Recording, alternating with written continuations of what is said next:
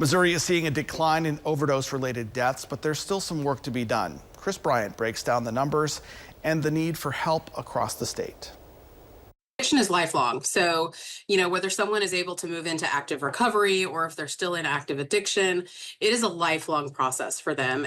According to the University of Missouri, the most recent available data shows 294,000 people in Missouri have an alcohol use disorder, 39,000 misuse pain medication, and 17,000 use heroin. We see a variety of substances that our patients are struggling with. For sure, our number one here is opioid use disorder.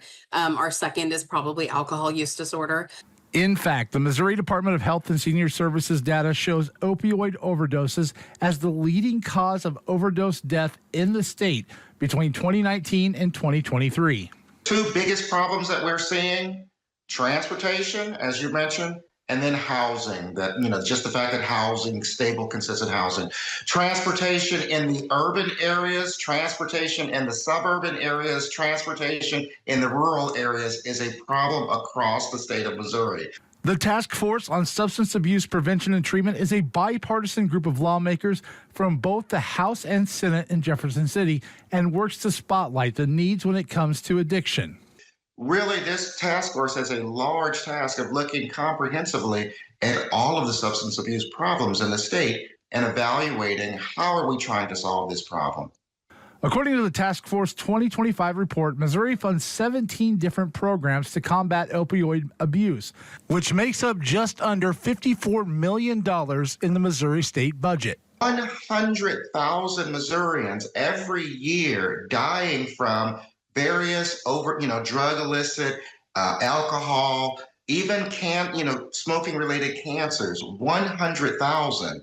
We have programs that are working. This task force is looking specifically at the well over $300 million that we're spending each year to try and address this.